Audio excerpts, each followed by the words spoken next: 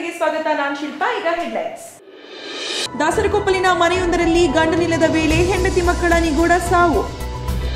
ಭವಿಷ್ಯದಲ್ಲಿ ಶಿವಲಿಂಗೇಗೌಡರಿಗೆ ಸಚಿವ ಸ್ಥಾನ ಸಿಗುವ ವಿಶ್ವಾಸ ವ್ಯಕ್ತಪಡಿಸಿದ ಜಿಲ್ಲಾ ಉಸ್ತುವಾರಿ ಸಚಿವ. ಮತ್ತು ರೇವಣ್ಣ ದರ್ಬಾರ್ನಲ್ಲಿ ಅಕ್ರಮ ಗೊಬ್ಬರ ಮಾರಾಟ ಹೇಗೆ ಸಾಧ್ಯ? ವಾರ್ತೆಗಳ ವಿವರ. ದಾಸರಕೊಪ್ಪಲಿನಲ್ಲಿರುವ ಮನೆಯೊಂದರಲ್ಲಿ ಗಂಡನಿಲ್ಲದ ವೇಳೆಯಲ್ಲಿ ಹೆಂಡತಿ ಮಕ್ಕಳು ಆತ್ಮಹತ್ಯೆ ಎಂದು ಮೇಲ್ನೋಟಕ್ಕೆ ಹೇಳಲಾದರೂ ಇದೊಂದು ನಿಗೂಢ ಸಾವಾಗಿದೆ. ದಾಸರಕೊಪ್ಪಲ ನಿವಾಸಿ ತೀರ್ಥಪ್ರಸಾದ್ ಎಂಬುವವರ 36 ವರ್ಷದ ಪತ್ನಿ ಶಿವಮ್ಮ, 7 ವರ್ಷದ ಸಿಂಚನಾ, 10 ವರ್ಷದ ಪವನ್ ಸಾವನ್ನಪ್ಪಿದ ದುರ್ದೈವಿಗಳು. ಮನೆಯ ಒಳಗೆ ಮುಖ್ಯ ಬಾಗಿಲು ಬಂದ್ ಮಾಡಿಕೊಳ್ಳಲಾಗಿದ್ದು, ಈ ವೇಳೆ ಮನೆಯಲ್ಲಿ ಗ್ಯಾಸ್ ಪೈಪ್ ಕೂಡ ಲೀಕೇಜ್ ಆಗಿತ್ತು. ಕಳೆದ 8 ತಿಂಗಳಿಂದ ಯಲಗುಂದ ಗ್ರಾಮದ ಪ್ರಸಾದ್ ಎಂಬುವರ ಮನೆಯನ್ನ ಲೀಸ್ಗೆ ಹಾಕಿಸಿಕೊಂಡು ವಾಸವಾಗಿದ್ದರು. ಗಂಡನು ಕಳೆದ 1 ತಿಂಗಳಷ್ಟೇ ತುಮಕೂರಿನ ಬೇಕರಿ ಕೆಲಸದಲ್ಲಿ ತೆರಳಿದ್ದರು. ಇವರು ಆತ್ಮಹತ್ಯೆ ಮಾಡಿಕೊಂಡಿರಬಹುದೆಂದು ಹೇಳಲಾದರೂ ಘಟನಾ ಸ್ಥಳಕ್ಕೆ ಹಾಸನ ಪೆನ್ಷನ್ ಮೊಹಲ್ಲಾ ಪೊಲೀಸರು ಭೇಟಿ ನೀಡಿ ಪರಿಶೀಲನೆ ನಡೆಸಿದರು. ಈಕೆ ಹಾಗೂ ಈಕೆಯ ಮಕ್ಕಳು ಹೇಗೆ ಸಾವನ್ನಪ್ಪಿದರು ಎಂಬುದರ ಬಗ್ಗೆ ಪೊಲೀಸ್ ತನಿಖೆಯಿಂದ ಸತ್ಯಾಂಶ ಹೊರಬರಬೇಕಾಗಿದೆ. ಸಾವನ್ನಪ್ಪಿದ ಪತ್ನಿಯ ಗಂಡ ತೀರ್ಥ ಪ್ರಸಾದ್ ಮಾಧ್ಯಮದೊಂದಿಗೆ ಮಾತನಾಡಿ, ಮದುವೆಯಾಗಿ 12 ವರ್ಷಗಳಾಗಿದ್ದು ಎಲ್ಲ ಸುಖವಾಗಿ ಸಂಸಾರ ನಡೆದಿತ್ತು. ಮೊದಲು ಬಾಗಿಲು ಬಡಿದಾಗ ತೆಗೆಯಲಿಲ್ಲ, ಗ್ಯಾಸ್ ವಾಸನೆ ಬರುತ್ತಿತ್ತು. ದೇವಿಗೆರೆ ವೃತ್ತದ ಬಳಿ ಹೋಗಿ ಡೂಪ್ಲಿಕೇಟ್ ಕೀ ಮಾಡಿಸಿ ಮನೆ ಬೀಗದ ಕೀ ತೆಗೆದಾಗ ಮಕ್ಕಳು ಹೆಂಡತಿ ಸಾವನ್ನಪ್ಪಿರುವುದು ಕಂಡು ಬಂದಿತ್ತು ಎಂದರು. ಫೋನ್ ಮಾಡ್ದಾಗ ಎತ್ ಮಾತಾಡಿರು, ವಿಡಿಯೋ ಕಾಲ್ ಮಾಡ್ದಾಗ ಬತ್ತೈದಿನ ಕಂಡ್ರವ ಅಲ್ಲಿ ಸರ್ಕಲ್ ಅಲ್ಲಿ ದೋಸೆ ತಿನ್ನ ನಂದು ಬರ್ರವ ಸೈಡ್ ಸರ್ಕಲ್ ಅಲ್ಲಿ ನೀವು ಬತ್ತೀನಿ ಅಂದ್ರು.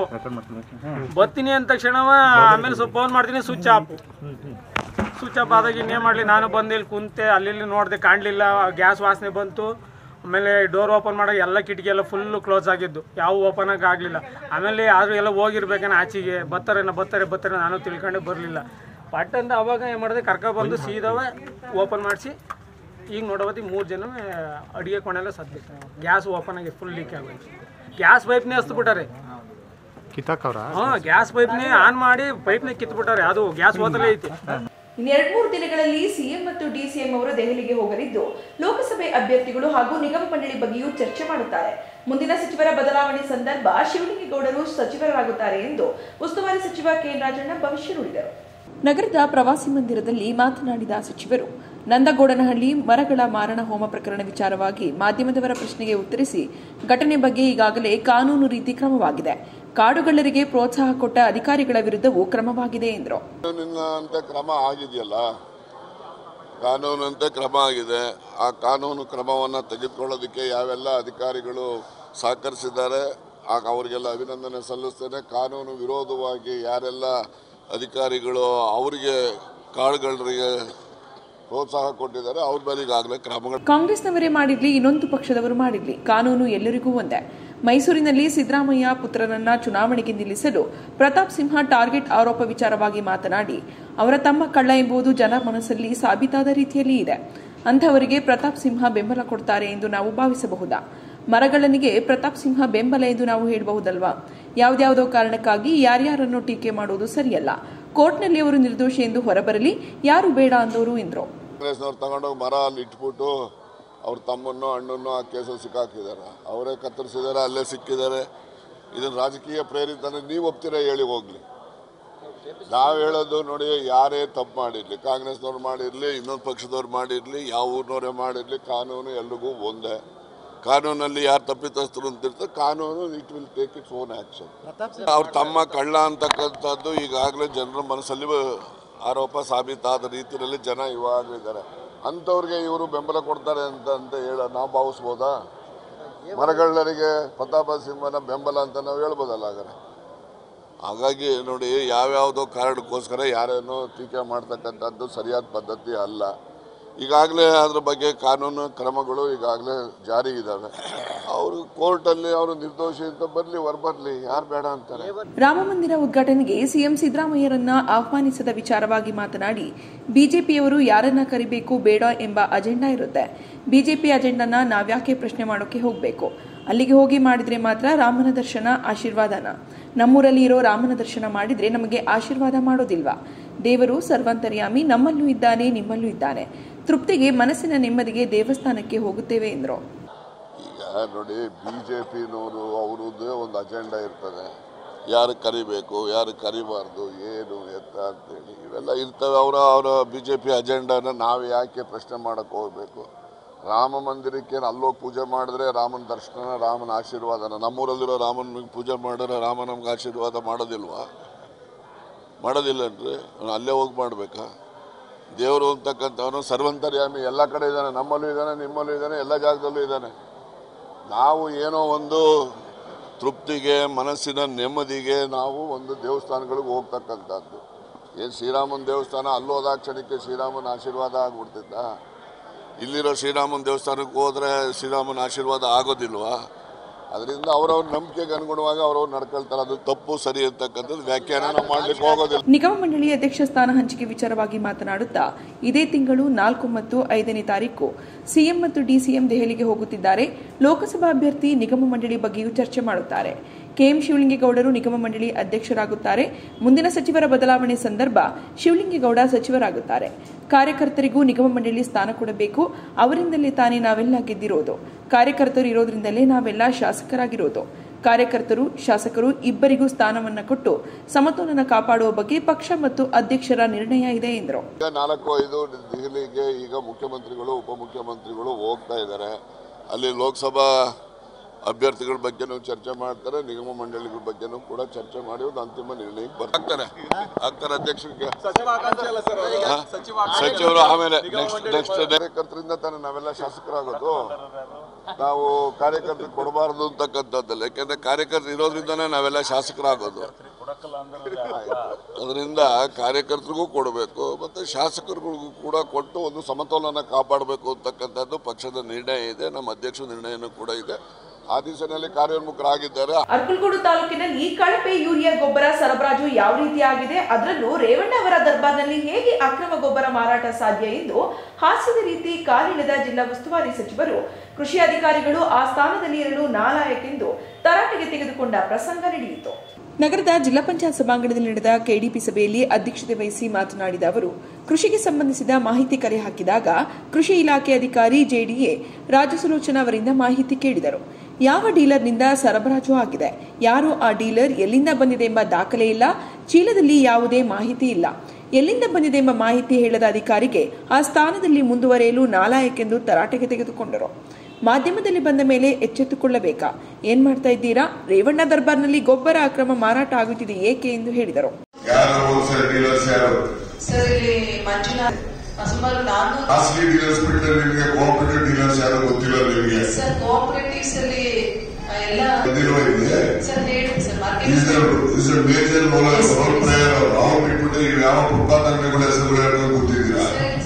ಮಾರ್ಕೆಟಿಂಗ್ ಫೆಡರೇಷನ್ ಮತ್ತೆ ಕರ್ನಾಟಕ ರಾಜ್ಯ ಬೀಜ ನಿಗಮ ಎರಡು ಸರ್ಕಾರದ ಪರವಾಗಿ ಹ್ಯಾಂಡಲ್ ಮಾಡ್ತಿದೆ ಸರ್. ಅದು ಪ್ರೈವೇಟ್ ಸಪ್ಲೈಸ್ ಏನ್ ಮಾಡಿದ್ರೆ ಒಂದೇ ದಿವಸಕ್ಕೆ ಸ್ಟಾರ್ಟ್ ಮಾಡಕ್ ಆಗ್ತದ? ನೀವು ಪರ್ಮಿಟ್ ಯಾರು ಕೊಟ್ಟವ್ರು ಅವ್ರಿಗೆ? ಸರ್ ಯಾವ ಡೀಲರ್ ಇಂದ ಹೋಗಿದೆ ಅಲ್ಲಿ? ಸರ್ ಹೇಳ್ತೀನಿ ಸರ್. ಅದು ಇಫ್ಕೋ, ಕ್ರಿಪ್ಕೋ, RCF, ಕೋರಮಂಡಲ್ 5-6 ಯೂರಿಯಾ ನಮ್ಮಲ್ಲಿ ಸಿಕ್ಕಿರೋದು. ಇಫ್ಕೋನಲ್ಲಿ ಯೂರಿಯಾ ಸಿಗುತ್ತೆ ನಿಮ್ಗೆ, ಕ್ರಿಪ್ಕೋದಲ್ಲಿ ಸಿಗುತ್ತೆ ಅಷ್ಟೇ. Very particular about it is whose dealers material it was there. ನಡೆಯೋದು ಗೊಬ್ಬರದ ವ್ಯವಹಾರ ಮೊದಲಿಂದ ಈ ವರ್ಷ ಮಾತ್ರ ಅಲ್ಲ ಸರ್. ಇಲ್ಲ, ಇದು ಚೀಲ ಯಾರಿಂದ ಮೂವ್ ಆಗಿದೆ ಅನ್ನೋದನ್ನ ಫೈಂಡ್ ಔಟ್ ಮಾಡಿ. ಹೌದಲ್ವಾ? ಪರ್ಮಿಟ್ ಮೆಟೀರಿಯಲ್ ಎಲ್ಲೋಯ್ತು, ಏನಾಯ್ತು ಅನ್ನೋದನ್ನ ನೀವು ಐಡೆಂಟಿಫೈ ಮಾಡಕ್ ಆಗೋದಿಲ್ಲ ಅಂತ ಹೇಳ್ತಾ ಇದ್ರಲ್ಲ. ನೀವು ಆ ಜಾಗದಲ್ಲಿ ಇರೋದಕ್ಕೆ ನಾಲಾಯಕ. ಇಲ್ಲ ಸರ್, ಅದು ನಾವು ಈಗ ಕಳೆದ 2 ತಿಂಗಳಿಂದ HMT-ಯಿಂದ ಬೇರೆ ಎಲ್ಲ ಕೇಳ್ತಾ ಇಲ್ಲ. ನಾನು ಇದೊಂದು ವಿಚಾರದಲ್ಲಿ ಕೇಳ್ತಾ ಇದ್ದ, ಒಂದು ವಿಚಾರ ಪೂರ್ಣ ಮಾಡಿ, ವಿಷಯಾಂತರ ಮಾಡಕ್ ಹೋಗ್ಬೇಡಿ. ಪೇಪರ್ ಅಲ್ಲೆಲ್ಲ ಬರ್ತಾರೆ, ನಮ್ಗೆ ಮನ ಮನೆಯದೇ ಬೇಡವಾ? ನಮ್ಗೆ ಪೇಪರ್ನವ್ರು ಬರ್ತಾ ಇಲ್ಲ, ನಾವು ಎಚ್ಚೆತ್ಕೋಬೇಕಾ? ನಮ್ಗೆ ಮನ ಮನೆಯದೇ ಬೇಡವಾ? ಅಂದ್ರೆ ರೇವಣ್ಣ ದರ್ಬಾರ ಕಳ್ಸಂಕರಲ್ಲಿ ಹೋಗ್ತದೆ, ಏನ್ ಅರ್ಥ ಅದು? ಸಭೆಯಲ್ಲಿ ಶಾಸಕ HP Swaroop Prakash, KM Shivalingegowda, HD Revanna, HK Suresh, A Manju, cement Manju, ಜಿಲ್ಲಾಧಿಕಾರಿ C Satyabhama, CEO BR Poornima, ಹೆಚ್ಚುವರಿ ಜಿಲ್ಲಾಧಿಕಾರಿ ಶಾಂತಲಾ, ಜಿಲ್ಲಾ ಮಟ್ಟದ ಅಧಿಕಾರಿಗಳು ಇತರರು ಉಪಸ್ಥಿತರಿದ್ದರು. ಶ್ರೀರಾಮ ಮಂದಿರ ಮಹಾಸಂಪರ್ಕ ಅಭಿಯಾನವನ್ನ ಉತ್ತರ ಬಡಾವಣೆಯ ಶ್ರೀ ಶಿರಡಿ ಸಾಯಿಬಾಬಾ ಮಂದಿರದಲ್ಲಿ ಪವಿತ್ರ ಮಂತ್ರಾಕ್ಷತೆಗೆ ಪೂಜೆ ಸಲ್ಲಿಸುವ ಮೂಲಕ ಅಭಿಯಾನಕ್ಕೆ ಚಾಲನೆ ನೀಡಲಾಯಿತು. ವಿಶ್ವ ಹಿಂದೂ ಪರಿಷತ್ತಿನ ಹಾಸನ ವಿಭಾಗ ಕಾರ್ಯದರ್ಶಿಗಳಾದ ಮಹಿಪಾಲ್ ಅಭಿಯಾನಕ್ಕೆ ಚಾಲನೆ ನೀಡಿ ಕಾರ್ಯಕರ್ತರುಗಳು ಉತ್ತರ ಬಡಾವಣೆಯ ಮನೆಗಳಿಗೆ ತೆರಳಿ ಅಯೋಧ್ಯೆಯ ಪವಿತ್ರ ಮಂತ್ರಾಕ್ಷತೆಯನ್ನ ಮನೆಗಳಿಗೆ ನೀಡುವ ಮೂಲಕ ರಾಮ ಮಂದಿರಕ್ಕೆ ಆಹ್ವಾನ ನೀಡಲಾಯಿತು. ಜನರು ಸಹ ಭಕ್ತಿ ಭಾವದಿಂದ ಅಕ್ಷತೆಯನ್ನ ಬರಮಾಡಿಕೊಂಡರು. ಈ ಸಂದರ್ಭದಲ್ಲಿ 14ನೇ ವಾರ್ಡಿನ ಸದಸ್ಯರಾದ ಶಿಲ್ಪಾ ವಿಕ್ರಮ್, ಬಡಾವಣೆಯ ಪ್ರಮುಖರಾದ ಶೋಭನ್ ಬಾಬು, ಹೇಮಂತ್ ಬಾಲಾಜಿ, ಇಶಾ ವೆಂಕಟಸುಬ್ಬಯ್ಯ, ಪ್ರಣವ ಭಾರದ್ವಾಜ್, ಬಾಲಸುಬ್ರಹ್ಮಣ್ಯ ಪ್ರಸಾದ್, ಕೃಷ್ಣ ಸಾಯಿ ಪ್ರಸಾದ್, ಚಂದ್ರಶೇಖರ್, ಸಂತೋಷ್, ಸೌಮ್ಯ ಬಾಲಾಜಿ, ಲಕ್ಷ್ಮೀನರಸು, ವಂದೇ ಮಾತರಂ ಗೆಳೆಯರ ಬಳಗದ ಸದಸ್ಯರು, ಶ್ರೀರಾಮ ಭಕ್ತರು ಉಪಸ್ಥಿತರಿದ್ದರು. ಈಗ ಜಾಹೀರಾತು. ಭೀಮಾ ಬ್ರಿಲಿಯನ್ಸ್ ಡೈಮಂಡ್ ಜ್ಯುವೆಲರಿ ಫೆಸ್ಟಿವಲ್ಗೆ ತಯಾರಾಗಿ ಪ್ರತಿ ಕ್ಯಾರೆಟ್ ವಜ್ರದ ಖರೀದಿಯ ಮೇಲೆ ಪಡೆಯಿರಿ ₹7,000 ಇನ್ಸ್ಟಂಟ್ ಕ್ಯಾಶ್ ಬ್ಯಾಕ್ ಮತ್ತು 3 ಲಕ್ಷದವರೆಗಿನ ಉಚಿತ ಗಿಫ್ಟ್ ಕಾರ್ಡ್ ಪಡೆಯಿರಿ. ಡಿಸೆಂಬರ್ 11ರಿಂದ ಜನವರಿ 7ರವರೆಗೆ ಅವಕಾಶ. ಭೀಮಾ ವಜ್ರವು ನಿಮ್ಮಂತೆಯೇ ಕೋಟಿಯಲ್ಲಿ ಒಂದು. ನಮ್ಮ ಎಲ್ಲಾ ಮಳಿಗೆಯಲ್ಲಿ ಮತ್ತು bhimagold.com ನಲ್ಲಿ ಲಭ್ಯ. ಷರತ್ತುಗಳು ಅನ್ವಯ. ರತ್ನಂ ಸಿಲ್ಕ್ಸ್ ಹಾಸನದ ಜನಮನ ಗೆದ್ದಿರುವ ನಂಬರ್ 1 ರೇಷ್ಮೆ ಹಾಗೂ ಫ್ಯಾನ್ಸಿ ಸೀರೆಗಳ ಎಕ್ಸ್ಕ್ಲೂಸಿವ್ ಶೋರೂಮ್. ನಮ್ಮಲ್ಲಿ ಮಹಿಳೆಯರ ಮನಸೂರೆಗೊಳ್ಳುವ Kanchipuram silk sarees, Mysuru silks, pure Banaras silks, fancy ಹಾಗೂ cotton sarees, KSIC grade crepe silk, suiting and shirting, ಇನ್ನು ಹಲವಾರು ಬಗೆಯ ಸೀರೆಗಳು ನಿಮ್ಮ ಕೈಗೆಟುಕುವ ದರದಲ್ಲಿ ದೊರೆಯುತ್ತವೆ. ವರ್ಷದ 365 ದಿನಗಳಲ್ಲೂ ಹೋಲ್ಸೇಲ್ ದರದಲ್ಲಿ ಮಾರಾಟ.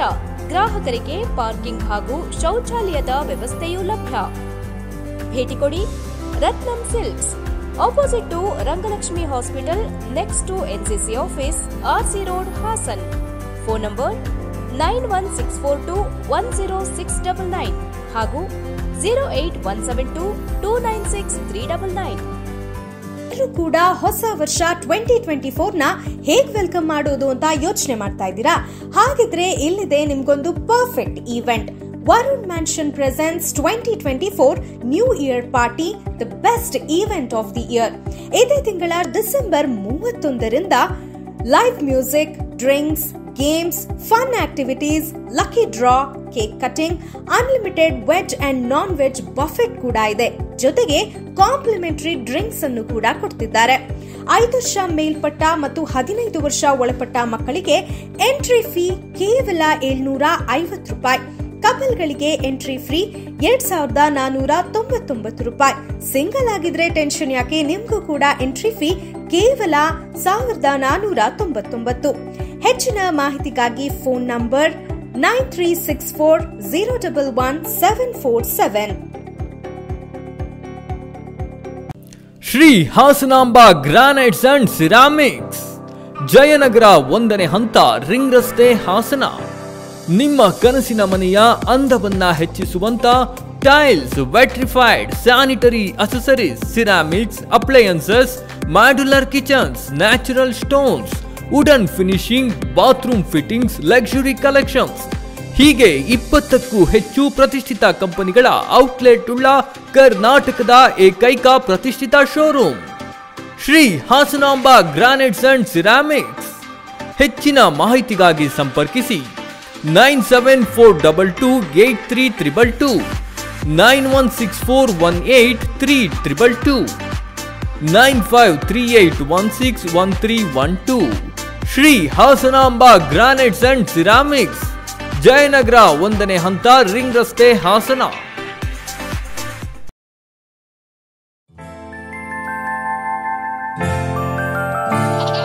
ನಗುವಿರಲಿ ಮನೆಯಲ್ಲಿ, ಮಗುವಿರಲಿ ಮಡಿಲಲ್ಲಿ, ತುಂಬಿರಲಿ ಸಂತಸ ಎಲ್ಲೆಲ್ಲೂ, ಹರಡುತ್ತಿರಿ ಸಂತಸ ಮನ ಮನೆಯಲ್ಲಿ ಸಂತಸ. ನಗುವಿರಲಿ ಮನೆಯಲ್ಲಿ, ಮಗುವಿರಲಿ ಮಡಿಲಲ್ಲಿ, ತುಂಬಿರಲಿ ಸಂತಸ ಎಲ್ಲೆಲ್ಲೂ ಸಂತಸ. ಸಂತಸ IVF ಮತ್ತು ಎಂಡೋ ಸರ್ಜರಿ ಸೆಂಟರ್, ಹಾಸನ ಮತ್ತು ಮೈಸೂರು.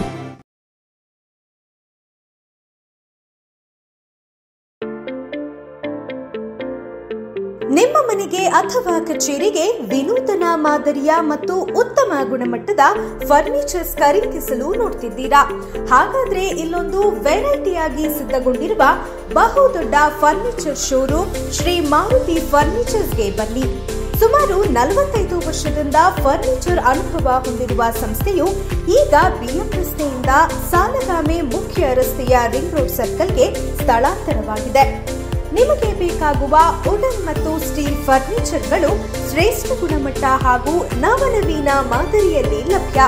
ಸೋಫಾಗಳ ಬೃಹತ್ ಸಂಗ್ರಹ ಶ್ರೀ ಮಾರುತಿ ಫರ್ನಿಚರ್ಸ್.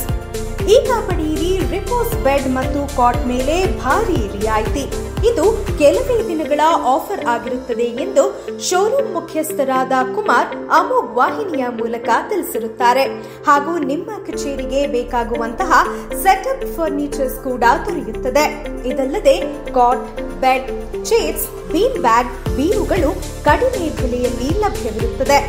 ಒಮ್ಮೆ ಭೇಟಿ ನೀಡಿ ಶ್ರೀ ಮಾರುತಿ ಫರ್ನಿಚರ್ಸ್, ರಿಂಗ್ ರಸ್ತೆ ಸರ್ಕಲ್, ಸಾಲಗಾಮೆ ಮುಖ್ಯ ರಸ್ತೆ, ಹಾಸನ. ಹೆಚ್ಚಿನ ಮಾಹಿತಿಗಾಗಿ ಮೊಬೈಲ್ ನಂಬರ್ 9886259324. ಮತ್ತೊಮ್ಮೆ ಅಮೋಘ ವಾರ್ತೆಗಳಿಗೆ ಸ್ವಾಗತ. ಲೋಕಸಭಾ ಚುನಾವಣೆ ನಂತರ ಮಂತ್ರಿ ಮಾಡ್ತೀನಿ ಅಂತ ಮಾತು ಕೊಟ್ಟು ಡಿಕೆ ಶಿವಕುಮಾರ್ ಮತ್ತು ಸಿದ್ದರಾಮಯ್ಯ ಪಕ್ಷಕ್ಕೆ ಕರೆದುಕೊಂಡು ಬಂದಿದ್ದಾರೆ. ನಾನು ಸಚಿವ ಸ್ಥಾನ ನಿರೀಕ್ಷೆಯಲ್ಲಿದ್ದೇನೆ ಎಂದು ಶಾಸಕ ಕೆಎಂ ಶಿವಲಿಂಗೇಗೌಡ ಹೇಳಿದರು. ಸುದ್ದಿಗಾರರೊಂದಿಗೆ ಮಾತನಾಡಿದ ಅವರು, 2.5 ವರ್ಷದ ನಂತರ ಸಚಿವನನ್ನ ಮಾಡ್ತೀನಿ ಅಂತ ನಮಗೆ ಟೈಮ್ ನೀಡಿದ್ದಾರೆ. ನಿಗಮ ಮಂಡಳಿ ಕೊಡುತ್ತೇವೆ ಅಂತ ಕೂಡ ಹೇಳಿದ್ದಾರೆ. ಡಿಕೆ ಶಿವಕುಮಾರ್ ಸಿದ್ದರಾಮಯ್ಯ ಅಣತಿಯಂತೆ ನಡೆದುಕೊಳ್ಳುತ್ತೇನೆ ಎಂದು ಹೇಳಿದರು. ನಾನು ಸಿದ್ದರಾಮಯ್ಯನವರು ಡಿ ಕೆ ಶಿವಕುಮಾರ್ ಅವರ ಅಣತಿಯಂತೆ ನಡೀತೇನೆ. ಸಿದ್ದರಾಮಯ್ಯನವರು ಡಿ ಕೆ ಶಿವಕುಮಾರ್ ಅವರು ಏನು ಹೇಳ್ತಾರೆ, ಅವರು ನನಗೆ ಮಾತು ಕೊಟ್ಟು ಚುನಾವಣೆಯಲ್ಲಿ ಬಂದಿದ್ದಾರೆ. ಅವರು ಈ ಮೊದಲನೇ ಸಾಲಲ್ಲಿ ನಿನಗೆ ಕೊಡಬೇಕಾಯಿತು, ಕಾಲಾವಕಾಶದಿಂದ ಕಾಲದ ಇದರಲ್ಲಿ ಕೊಡೋಕ್ಕಾಗಲಿಲ್ಲ, ವ್ಯತ್ಯಾಸದಲ್ಲಿ ಮುಂದೆ ನಿನ್ನನ್ನು ಮಂತ್ರಿನೂ ಮಾಡ್ತೀವಿ, ನಿಗಮದ ಅಧ್ಯಕ್ಷನೂ ಮಾಡ್ತೀವಿ ಅಂತ ಹೇಳಿದ್ದಾರೆ. ಅವರ ಮಾತಿಗೆ ಬದ್ಧ. ಎಂಪಿ ಚುನಾವಣೆ ನಂತರ ಸರ್ಕಾರ ಬೀಳುತ್ತೆ ಎಂಬ ಬಿಜೆಪಿ ನಾಯಕರ ಹೇಳಿಕೆ ಅದು ಅವರ ಭ್ರಮೆ ಎಂದರು. ಅದು ಅವ್ರ ಭ್ರಮೆ.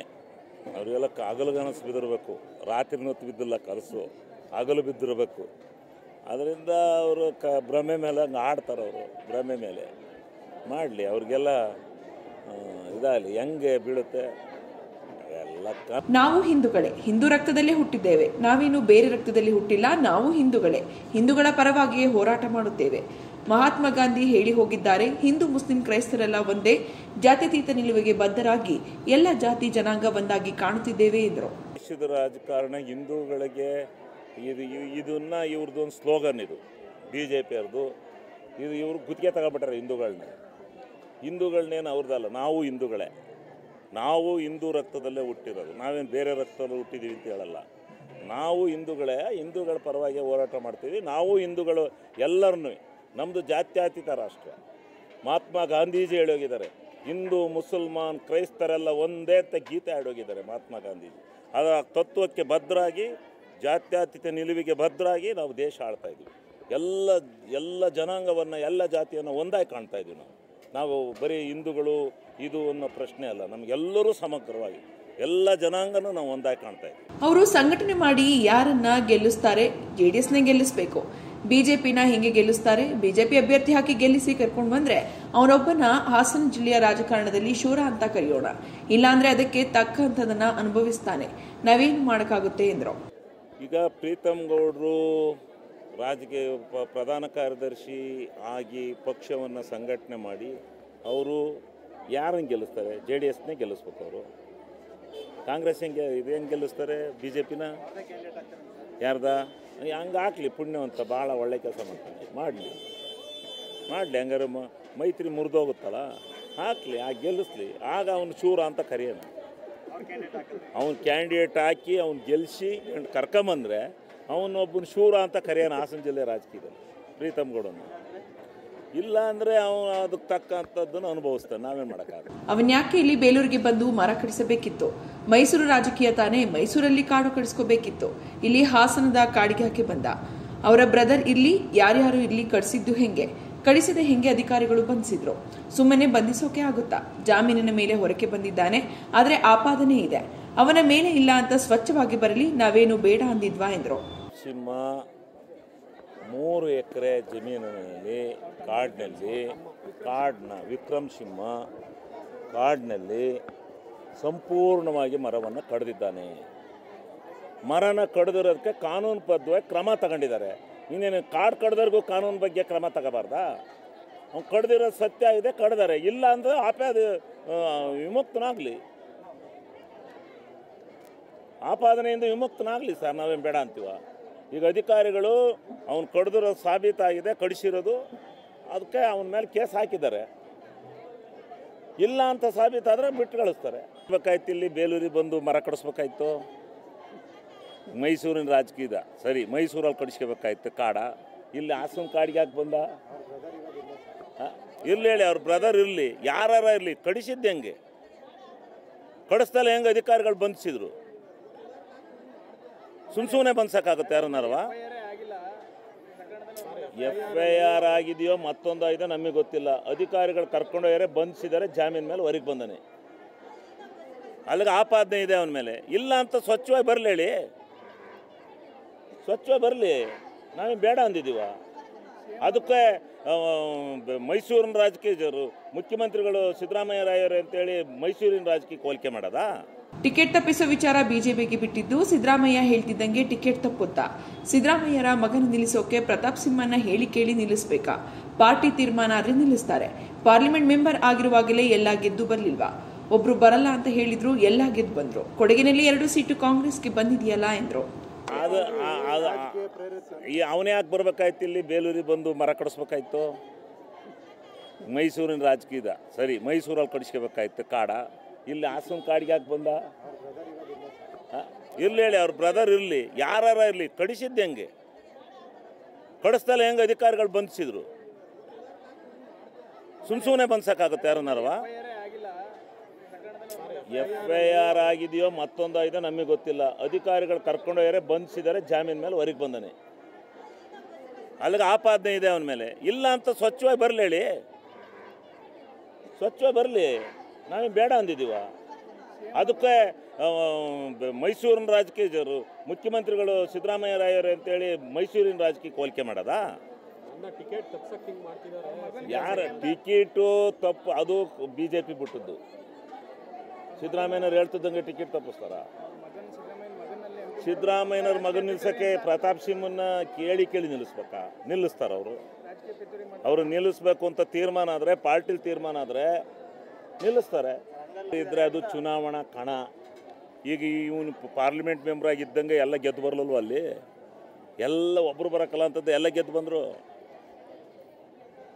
ಗೆದ್ದನಲ್ಲ ಸರ್, ಆಗಲ ಕಂಟ್ರೋಲ್ ಮಾಡಿ ಹಿಡ್ಕೊಳ್ಳೋಣ ಇತ್ತು. ಗೆಲ್ಲಕ್ಕೆ ಹಾಕ್ಬಿಟ್ಟ ಎಲ್ಲರನ್ನೂ, MLAಗಳನ್ನ, ಸಿದ್ದರಾಮಯ್ಯನವ್ರನ್ನೇ ಹಾಕ್ಬಿಟ್ಟ, ಮಾದೇವಪ್ಪನ್ನೇ ಹಾಕ್ಬಿಟ್ರು, ಎಲ್ಲರನ್ನೂ ಹಿಡ್ಕೊಳ್ಳೇ ಇಲ್ಲ ಕಂಟ್ರೋಲ್ ಮಾಡಿ. ಕೊಡಗಿನಲ್ಲಿ 2 ಸೀಟು ಬತ್ತದ್ದು, 2 ಸೀಟು ಹೊಡೆದ ಕಾಂಗ್ರೆಸ್ಗೆ, ಏನು ಮಾಡಲೇ ಇಲ್ಲ. ಈ ಇತಿಹಾಸದಲ್ಲಿ ಬತ್ತದ್ದು 2 ಸೀಟು, ಈ ಸಾರಿ ಕಾಂಗ್ರೆಸ್ ಹೊಡೆದು. ಇವು ಏನು ಮಾಡ್ತಿದ್ರು? MP ಹಗ್ಗ ಹಾಕೊಂಡು ಹಿಡ್ಕೊಳ್ಳೇ ಇಲ್ಲ ಅಲ್ಲಿ ಹೋಗಿ ಕೊಡಗಲ್ಲಿ. ಭೀಮಕೊರೆಂಗಾವ್ ಯುದ್ಧ ದಲಿತರ ಸ್ವಾಭಿಮಾನದ ಸಂಕೇತವಾಗಿದೆ ಎಂದು ಮೈಸೂರಿನ ಉರಿಲಿಂಗ ಪೆದ್ದಿಮಠದ ಶ್ರೀ ಜ್ಞಾನಪ್ರಕಾಶ್ ಸ್ವಾಮೀಜಿ ಹೇಳಿದರು. ಪರಿಶಿಷ್ಟ ಜಾತಿ ವರ್ಗಗಳ ಒಕ್ಕೂಟ, ಭೀಮಕೊರೆಂಗಾವ್ ವಿಜಯೋತ್ಸವ ಸಮಿತಿ ಹಾಗೂ ಕಲ್ಚರಲ್ ಪಬ್ಲಿಕ್ ಚಾರಿಟಬಲ್ ಟ್ರಸ್ಟ್ ವತಿಯಿಂದ ಹಮ್ಮಿಕೊಂಡಿದ್ದ 206ನೇ ಭೀಮಕೊರೆಂಗಾವ್ ವಿಜಯೋತ್ಸವ ಕಾರ್ಯಕ್ರಮ ಉದ್ಘಾಟಿಸಿ ಮಾತನಾಡಿ, ನೆನಪುಗಳಿಲ್ಲದ ಸಮಾಜ ಕನಸುಗಳನ್ನು ಕಟ್ಟಲು ಸಾಧ್ಯವಿಲ್ಲ. ಅಂಬೇಡ್ಕರ್ ಹೇಳಿಕೆಯಂತೆ ನಮ್ಮ ಪೂರ್ವಿಕರ ಚರಿತ್ರೆಗಳನ್ನು ಹೆಕ್ಕಿ ತೆಗೆಯುವ ಕೆಲಸ ಮಾಡುವ ಮೂಲಕ ನೆನಪುಗಳನ್ನು ದಾಖಲಿಸಬೇಕಿದೆ. ರಾಮಾಯಣ ಹೆಣ್ಣಿಗಾಗಿ, ಮಹಾಭಾರತ ಮಣ್ಣಿಗಾಗಿ ನಡೆದ ಯುದ್ಧವಾದರೆ ಕೊರೆಂಗಾವ್ ಯುದ್ಧ ಸ್ವಾಭಿಮಾನಕ್ಕಾಗಿ ನಡೆದ ಯುದ್ಧ ಎಂದರು. ಕಾರ್ಯಕ್ರಮಕ್ಕೂ ಮುನ್ನ ಪಟ್ಟಣದ ಹಳೆ ಬಸ್ ನಿಲ್ದಾಣದಿಂದ ಸಕಲೇಶ್ವರ ಸ್ವಾಮಿ ದೇವಸ್ಥಾನ ಹಾಗೂ ಮರಳಿ ಹಳೆ ಬಸ್ ನಿಲ್ದಾಣದವರೆಗೆ ವಿವಿಧ ವಾದ್ಯ ಮೇಳದೊಂದಿಗೆ ಡೊಳ್ಳು ಕುಣಿತದ ಮೆರವಣಿಗೆ ನಡೆಸಲಾಯಿತು. ಡಿಜೆಯ ಸದ್ದಿಗೆ ಯುವಕ ಯುವತಿಯರು ಕುಣಿಯುವ ಮೂಲಕ ಭೀಮಕೊರೆಂಗಾವ್ ವಿಜಯೋತ್ಸವ ಕಾರ್ಯಕ್ರಮದಲ್ಲಿ ಸಂಭ್ರಮಿಸಿದರು. ಸಮಾಜ ಕನಸುಗಳನ್ನ ಹೇಗೆ ಕಟ್ಟುತ್ತೆ ಅಂತಕ್ಕಂಥ ಪ್ರಶ್ನೆ. ಮೊದಲನೇ ಪ್ರಶ್ನೆ ಏನಂದ್ರೆ, ನೆನಪುಗಳಿಲ್ಲದ ಸಮಾಜ ಕನಸುಗಳನ್ನ ಹೇಗೆ ಕಟ್ಟುತ್ತೆ? ಯಾಕೆ ಈ ಮಾತನ್ನು ಹೇಳ್ತಾ ಇದ್ದೇನೆ ಅಂದ್ರೆ, ಹಾಗಾದ್ರೆ ಯಾವುದು ನಮ್ಮ ನೆನಪು? ಯಾವುದು ನಮ್ಮ ನೆನಪು? ನಾವು ಯಾರು ಅಂತ ಗೊತ್ತಾಗದೇ ಇದ್ರೆ ನಮ್ಮ ಚರಿತ್ರೆ ನಮಗೆ ಹೇಗೆ ಗೊತ್ತಾಗುತ್ತೆ? ಅದಕ್ಕೆ ಬಾಬಾ ಸಾಹೇಬ್ ಹೇಳ್ತಾರೆ, ನೆನಪುಗಳಿಲ್ಲದ ಸಮಾಜ ಕನಸುಗಳು ಹೇಗೆ ಕಟ್ಟಬೇಕು ಅಂದ್ರೆ, ನಾವು ನಮ್ಮ ಇತಿಹಾಸವನ್ನ, ನಮ್ಮ ಚರಿತ್ರೆಯನ್ನ, ನಮ್ಮ ಪೂರ್ವಿಕರ ಚರಿತ್ರೆಯನ್ನ ನಾವು ಎತ್ತಿ ಭೂಮಿಯಿಂದ ಇಂದ 500 ಅಡಿಗಳ ಆಳಿಗೆ ಮುಚ್ಚಿದ್ರು. ಅದನ್ನ ಬಾಬಾ ಸಾಹೇಬ್ ಅಂಬೇಡ್ಕರ್ ಅವರು ಮೇಲಿಕೆತ್ತಿ ತೋರಿಸಿದ್ದಾರೆ. ಈ ಭೀಮಾ ಕೋರೆಗಾಂವ್ ವಿಜಯೋತ್ಸವ ಅಂತಕ್ಕಂಥದ್ದು ಯಾವುದ ರಾಮಾಯಣ ಮತ್ತು ಮಹಾಭಾರತದ ಕಥೆ ಅಲ್ಲ. ರಾಮಾಯಣ ಯಾಕೆ ನಡೀತು? ಹೆಣ್ಣಿಗಾಗಿ ನಡೆದ ಯುದ್ಧ. ಮಹಾಭಾರತ ಯಾಕೆ ನಡೀತು? ಮಣ್ಣಿಗಾಗಿ ನಡೆದ ಯುದ್ಧ. ಹೆಣ್ಣಿಗಾಗಿ, ಮಣ್ಣಿಗಾಗಿ, ಒಂದಿಗಾಗಿ ನಡೆದಂತ ಯುದ್ಧ ಅಲ್ಲ ಇದು ಭೀಮಾ ಕೋರೆಗಾಂವ್. ಭೀಮಾ ಕೋರೆಗಾಂವ್ ಯುದ್ಧ ನಡೆದದ್ದು ಸ್ವಾಭಿಮಾನದ ಘನತೆಯ ಬದುಕಿಗೋಸ್ಕರವಾಗಿ ನಡೆದಂತ ಯುದ್ಧ. ಸ್ವಾಭಿಮಾನದ ಘನತೆಯ ಬದುಕಿಗೋಸ್ಕರ ನಡೆದಂತ ಯುದ್ಧ ಈ ಭೀಮಾ ಕೋರೆಗಾಂವ್. ಹೆಣ್ಣಿಗಾಗಿ, ಮಣ್ಣಿಗಾಗಿ, ಒಂದಿಗಾಗಿ ನಡೆದಂತ ಯುದ್ಧ ಅಲ್ಲವೇ ಅಲ್ಲ. ಈ ಸಂದರ್ಭದಲ್ಲಿ ನಲ್ಲುಲಿ ಈರಯ್ಯ, ಮಧುಹುಲೆಯರ್, ಹೆತ್ತೂರು ಅಣ್ಣಯ್ಯ, ಮಹಂತಪ್ಪ ಉಪಸ್ಥಿತರಿದ್ದರು. ಕೌಶಿಕ ಗ್ರಾಮದಲ್ಲಿರುವ ಗೋಮಾಳವಾದ ಸರ್ಕಾರಿ ಜಮೀನನ್ನ ಗ್ರಾಮಸ್ಥರುಗಳ ಅನುಭವಕ್ಕೆ ಸಂರಕ್ಷಣೆ ನೀಡುವುದರ ಜೊತೆಗೆ ಈ ಜಮೀನನ್ನ ಯಾವುದೇ ಅನ್ಯ ಉದ್ದೇಶಗಳಿಗೆ ಮಂಜೂರು ಮಾಡದೆ ಗ್ರಾಮಸ್ಥರುಗಳು ಜಾನುವಾರುಗಳನ್ನು ಮೇಯಿಸಲು ಹಾಗೂ ಗ್ರಾಮದ ಮೂಲಭೂತ ಸೌಲಭ್ಯಗಳಿಗೆ ಬಳಸಲು ಅನುಕೂಲ ಮಾಡಿಕೊಡಲು ಆಗ್ರಹಿಸಿ ಜಿಲ್ಲಾ ಪಂಚಾಯಿತಿ ಮುಂದೆ ಜಿಲ್ಲಾ ಉಸ್ತುವಾರಿ ಸಚಿವರ ಆಗಮನಕ್ಕೆ ಕೌಶಿಕ ಗ್ರಾಮದ ಗ್ರಾಮಸ್ಥರು ಕಾದು ಕುಳಿತ ಘಟನೆ ನಡೆದಿದೆ. ಈ ಸಂದರ್ಭದಲ್ಲಿ ಜೆಡಿಎಸ್ ತಾಲೂಕು ಅಧ್ಯಕ್ಷ ಎಸ್ ದೇವೇಗೌಡ ಮಾಧ್ಯಮದೊಂದಿಗೆ ಮಾತನಾಡಿ, ಕೌಶಿಕ ಗ್ರಾಮದ ಗ್ರಾಮಸ್ಥರುಗಳಾದ ನಾವು ತಮ್ಮಲ್ಲಿ ಈ ಮೂಲಕ ಭಿನ್ನವಿಸಿಕೊಳ್ಳುವುದೇನೆಂದರೆ, ಹಾಸನ ತಾಲೂಕು ಶಾಂತಿಗ್ರಾಮ ಹೋಬಳಿ ಕೌಶಿಕ ಗ್ರಾಮದ ಸರ್ವೆ ನಂಬರ್ 328 ಮತ್ತು 329ರಲ್ಲಿ ಒಟ್ಟು 72.23 ಎಕರೆ ಗೋಮಾಳದ ಜಮೀನಿದ್ದು, ಇದರಿಂದ ಕೌಶಿಕ ಗ್ರಾಮದವರುಗಳಿಗೆ ತುಂಬಾ ಅನುಕೂಲವಾಗಿರುತ್ತೆ. ಈ ಗೋಮಾಳದ ಜಮೀನಿನಿಂದಾಗಿ ಗ್ರಾಮದ ಹಲವಾರು ಕುಟುಂಬಗಳು ಹೈನುಗಾರಿಕೆಯನ್ನ ಅವಲಂಬಿಸಿಕೊಂಡು ಜೀವನ ನಡೆಸಿಕೊಂಡು ಬಂದಿದ್ದು, ನೆಮ್ಮದಿಯ ಬದುಕನ್ನ ಕಟ್ಟಿಕೊಂಡಿರುತ್ತಾರೆ ಎಂದರು. ಕೌಶಿಕ ಗ್ರಾಮಸ್ಥರು ಏನು ಅವರ ಪೂರ್ವಿಕರು ಕೇವಲ 50,000 ರೂಪಾಯಿ ಒಂದು ಎಕರೆನ ಹಿಂದೆ ಕೈಗಾರಿಕೆಗಳು ಇಲ್ಲಿ ಬಂದರೆ, ನಮ್ಮ ಭಾಗಕ್ಕೆ ಬಂದರೆ ನಮ್ಮ ಮಕ್ಕಳಿಗೆಲ್ಲ ಒಂದು ನೌಕರಿ ಸಿಗುತ್ತೆ, ನಮ್ಮ ಏರಿಯಾ ಇಂಪ್ರೂವ್ ಆಗುತ್ತೆ, ನಾವು ಆರ್ಥಿಕವಾಗಿ ಇಂಪ್ರೂವ್ ಆಗ್ಬೋದು ಅನ್ನೋ ಭಾವನೆ ಇಟ್ಕೊಂಡು ಸುಮಾರು 600 ಎಕರೆ ಕೌಶಿದ ಹಿಡುವಳಿ ಜಮೀನನ್ನು ಕೈಗಾರಿಕಾ ಪ್ರದೇಶಕ್ಕೆ ಅವತ್ತು ಬಿಟ್ಕೊಟ್ಟರು. ಆದರೆ ಇವತ್ತು ಕೈಗಾರಿಕೆ ಮಾಡಿದವರು ಯಾರೂ ಕೂಡ ಸ್ಥಳೀಯರಿಗೆ ಒಂದು ಉದ್ಯೋಗ ಕೊಡ್ತಾ ಇಲ್ಲ. ಅದಲ್ಲದೆ ಇನ್ನು 72 ಎಕರೆ ಸರ್ಕಾರಿ ಗೋಮಾಳ ಅಂತ ಇತ್ತು ಕೌಶಿಕದ್ದು. ಆ ಸರ್ಕಾರಿ ಗೋಮಾಳ ಏನು 72 ಎಕರೆ ಇತ್ತು, ಅದರಲ್ಲಿ ಎಲ್ಲರೂ ಕೂಡ 500 ಕುಟುಂಬಗಳು ಸೇರಿ ಒಂದೊಂದು ಸೈಟ್ ಮಾಡ್ಕೊಳ್ಳೋಣ ಅಂತೇಳಿ ಎಲ್ಲರೂ ಕೂಡ ಆಲೋಚನೆ ಮಾಡ್ತಿದ್ದರು. ಅಷ್ಟೊತ್ತಿಗೆ ಮತ್ತೆ ಈ ಕೈಗಾರಿಕೆ ಇಲಾಖೆಯವರು ಹೋಗಿ ಅದನ್ನು ಕೂಡ ಉಳಿದಂಥ 72 ಎಕರೆನೂ ಕೂಡ ಮತ್ತೆ ಕೈಗಾರಿಕಾ ಪ್ರದೇಶ ಅಂತೇಳಿ ಮತ್ತೆ ಸ್ವಾಧೀನವನ್ನು ಪಡಿಸ್ಕೊಂಡಿದ್ದಾರೆ. ಅದಕ್ಕೆ ಗ್ರಾಮಸ್ಥರು ನಮ್ಮ ಜಮೀನು ನಮಗೆ ಬಿಡಿ, ಹಿಂದೆ ನಾವು ಜಮೀನು ಕಳ್ಕೊಂಡಿದ್ದೀವಿ, ಕೇವಲ 72 ಎಕರೆ ಅದನ್ನು ಕೂಡ ನೀವು ಅಕ್ವೈರ್ ಮಾಡ್ಕೊಂಡಿದ್ದೀರಿ, ಅಕ್ವೈರ್ ಮಾಡ್ಕೊಂಡ್ರೂ ಪರವಾಗಿಲ್ಲ, ನಮಗೆ ಒಂದು 10-15 ಎಕರೆ ನಾವು ನಮಗೆ ಬಿಟ್ಕೊಟ್ರೆ ನಾವು ಒಂದು 20, 25, 30, 40 ಸೈಟ್ ನಾವು ಮಾಡ್ಕೊತೀವಿ ಅಂತೇಳಿ ಇವತ್ತು ಇಡೀ ಗ್ರಾಮಸ್ಥರು ಹಿಂದಿನಿಂದಲೂ ಕೂಡ ಹೋರಾಟವನ್ನು ಮಾಡ್ಕೊಂಡು ಬಂದಿದ್ದಾರೆ. ಅದಕ್ಕೆ ಇವತ್ತು ಇಲ್ಲಿ ಸಚಿವರು ಮತ್ತು ರೇವಂತ್ ಸಾಹೇಬ್ರ ಎಲ್ಲರ ಗಮನಕ್ಕೆ ತಂದು ತೀವ್ರವಾದ ಒಂದು ಹೋರಾಟವನ್ನು ಮಾಡಬೇಕು ಅಂತೇಳಿ ಬಂದಿದ್ದಾರೆ. ಸರ್ಕಾರ ಏನು ಕೈಗಾರಿಕೆ ಇಲಾಖೆಯವರು 72 ಎಕರೆ ಅಕ್ವೈರ್ ಮಾಡ್ಕೊಂಡಿದ್ರು, ಅದರಲ್ಲಿ ಒಂದು 15-20 ಎಕರೆನಾರು ಅವ್ರಿಗೆ ಬಿಟ್ಕೊಟ್ರೆ ಸೌಹಾರ್ದಯುತವಾಗಿ ಎಲ್ಲ ಸಮಸ್ಯೆಗಳು ಬಗೆಹರಿತವೆ. ನಾವೇನು ಕೈಗಾರಿಕೆ ಮಾಡೋಕ್ಕೆ ವಿರೋಧ ಮಾಡ್ತಾ ಇಲ್ಲ, ನಮಗೆ ಒಂದು 15-20 ಎಕರೆ ಬಿಟ್ಕೊಡಿ ಅಂತೇಳಿ ನಮ್ಮ ಗ್ರಾಮಸ್ಥರ ಬೇಡಿಕೆ. ಗ್ರಾಮಸ್ಥರಾದ ಮಾಧ್ಯಮದೊಂದಿಗೆ ಮಾತನಾಡುತ್ತಾ, ಈ ಗೋಮಾಳದ ಜಮೀನನ್ನ ಗ್ರಾಮಸ್ಥರುಗಳು ತಮ್ಮ ಪೂರ್ವಿಕರ ಕಾಲದಿಂದಲೂ ಶಾಂತಿಯುತವಾಗಿ ಏನೊಂದು ಅಡ್ಡಿ ಆತಂಕಗಳಿಲ್ಲದೆ ಅನುಭವಿಸಿಕೊಂಡು ಬರುತ್ತಿರುತ್ತಾರೆ. ಗೋಮಾಳದ ಜಮೀನಿನಲ್ಲಿ ಪ್ರತಿನಿತ್ಯ ಸಾವಿರಾರು ಜಾನುವಾರುಗಳು ಮೇಯುತ್ತಿದ್ದು, ಇದರಿಂದ ಗ್ರಾಮದವರಿಗೆ ತುಂಬಾ ಪ್ರಯೋಜನವಾಗಿರುತ್ತದೆ. ಗೋಮಾಳದ ಜಮೀನಿನಲ್ಲಿ ಒಂದು ಕೆರೆಯೂ ಸಹ ಇದ್ದು, ಇದು ಗ್ರಾಮದ 100 ಎಕರೆ ಜಮೀನಿಗೆ ನೀರಿನ ಆಸರೆಯಾಗಿದ್ದು, ಹಲವಾರು ಕುಟುಂಬದವರಿಗೆ ಜೀವನ ಆಧಾರವಾಗಿರುತ್ತೆ. ಈ ಗೋಮಾಳದ ಜಮೀನು ಕೌಶಿಕ ಗ್ರಾಮದವರುಗಳಿಗೆ ಅತ್ಯವಶ್ಯಕವಾಗಿ ಬೇಕಾಗಿದ್ದು, ಈ ಗೋಮಾಳವಿಲ್ಲದೆ ಹೋದಲ್ಲಿ ಗ್ರಾಮಸ್ಥರುಗಳ ಜೀವನವು ಅತಂತ್ರವಾಗಿ ಬದುಕು ದುಸ್ತರವಾಗುತ್ತೆ ಎಂದರು. ಜಾಗನ ವಾಪಸ್ ಕೇಳೋದಕ್ಕೆ ಬಂದಿದ್ದೀವಿ. ನಮ್ಮ ಪೂರ್ವಿಕರು ನಾವು ಹಿಂದೆನೆ 600 ಎಕರೆ ಜಮೀನನ್ನ ಕೈಗಾರಿಕಾ ಅಭಿವೃದ್ಧಿ ವಲಯಕ್ಕೆ ಬಿಟ್ಕೊಟ್ಟಿದ್ರು. ಅವರು ಅದ್ರ ಜೊತೆಗೆ ಏನು ಮಾಡಿದ್ದಾರೆ, 72 ಎಕರೆ ಗೋಮಾಳ ಜಾಗನೂ ಕೂಡ ವಶಪಡಿಸ್ಕೊಂಡಿದ್ದಾರೆ. ನಾವು ಮೂಲತಃ ರೈತರು, ಒಂದು ನಮ್ಮ ಜಾನುವಾರುಗಳನ್ನೆಲ್ಲ ಸಾಕೊಂಡಿದ್ದೀವಿ. ನಾವು ಕೃಷಿ ಆಧಾರಿತ ಜೀವನನೇ ನಮಗೆ, ಅದೇ ನಮಗೆ ಜೀವನೋಪಾಯಕ್ಕೆಲ್ಲ. ಸೊ ನಮಗೆ ಅದ್ರ ಜೊತೆಗೆ 72 ಎಕರೆ ಜಮೀನಿನ ಜೊತೆಗೆ ನಮ್ಮ ಗೋಮಾಳದ ಜಾಗದ ಜೊತೆಗೆ ಕೆರೆಯನ್ನು ಕೂಡ ಒಳಪಡಿಸ್ಕೊಂಡಿದ್ದಾರೆ, ವಶಕ್ಕೆ ತಗೊಂಡಿದ್ದಾರೆ. ಹಾಗಾಗಿ ನಮಗೆ ಜೀವನ ಮಾಡೋದಕ್ಕೆ ತೊಂದರೆ ಆಗ್ತಾ ಇದೆ. ಮತ್ತೆ ನಾವು ರೈತ ಕುಟುಂಬದವರಾಗಿರೋದ್ರಿಂದ ಪಶುಸಂಗೋಪನೆಗೆ ನಮಗೆ ಈಗ ದನ ಮೇಯಿಸೋದಕ್ಕೆ ಒಂದಷ್ಟು ಜಾಗ ಅಂತ ಬೇಕು. ಈಗ ಕೆರೆನೂ ಕೂಡ ಅವರು ವಶಪಡಿಸಿಕೊಂಡು ಜಾನುವಾರುಗಳನ್ನ ಮೇಯಿಸೋದಕ್ಕೂ ನಾವು ಸುಮಾರು 500 ಕುಟುಂಬಗಳ ಮೇಲಿದೆ. ಹೆಚ್ಚು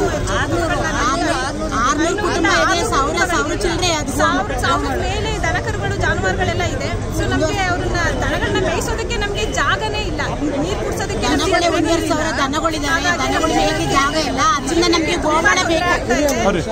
ನಮ್ಮ ಜೀವನ ತುಂಬಾ ತೊಂದರೆ ಆಗ್ತಾ ಇದೆ. ನಮಗೆ ಗೋಮಾಳಗಳ ಹಿಂದೆ ನಾವು ಆಲ್ರೆಡಿ ಕಾಲ್ನಡಿಗೆಯಲ್ಲಿ ಜಾನುವಾರುಗಳ ಸಮೇತ ಮೆರವಣಿಗೆಗೆ ಬಂದಿದ್ವಿ. ಇಲ್ಲೆಲ್ಲ ಬಂದು ನಾವು ಸಚಿವರಿಗೆ ಆಲ್ರೆಡಿ ಮನವಿ ಪತ್ರನ ಸಲ್ಲಿಸಿದ್ವಿ.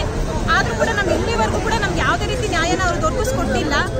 ಈಗಲಾದ್ರೂ ನಮಗೆ ದೊರಕಿಸ್ಕೊಡ್ಲಿ. ನಮ್ಗೆ 72 ಎಕರೆ ಪೂರ್ತಿ ಬಿಟ್ಕೊಡ್ತಿದ್ರು ಸಹ ಒಂದು 15-20 ಎಕರೆನಾದ್ರೂ ಬಿಟ್ಕೊಡ್ಲಿ ದಯಮಾಡಿ ಅಂತ ಹೇಳ್ತಾರೆ. ನಾವು ಗ್ರಾಮಸ್ಥರೆಲ್ಲರ ಪರವಾಗಿ ನಾವು. ಕೊನೆಯಲ್ಲಿ ಮತ್ತೊಮ್ಮೆ ಹೆಡ್ಲೈನ್ಸ್. ದಾಸರಕೊಪ್ಪಲಿನ ಮನೆಯೊಂದರಲ್ಲಿ ಗಂಡನಿಲ್ಲದ ವೇಳೆ ಹೆಂಡತಿ ಮಕ್ಕಳ ನಿಗೂಢ ಸಾವು. ಭವಿಷ್ಯದಲ್ಲಿ ಶಿವಲಿಂಗೇಗೌಡರಿಗೆ ಸಚಿವ ಸ್ಥಾನ ಸಿಗುವ ವಿಶ್ವಾಸ ವ್ಯಕ್ತಪಡಿಸಿದ ಜಿಲ್ಲಾ ಉಸ್ತುವಾರಿ ಸಚಿವ. ಮತ್ತು ರೇವಣ್ಣ ದರ್ಬಾರ್ನಲ್ಲಿ ಅಕ್ರಮ ಗೊಬ್ಬರ ಮಾರಾಟ ಹೇಗೆ ಸಾಧ್ಯ? ಮುಂದಿನ ವಾರ್ತಾ ಸಂಚಿಕೆಗೆ ಮತ್ತೆ ಭೇಟಿಯಾಗೋಣ. ವಂದನೆಗಳು.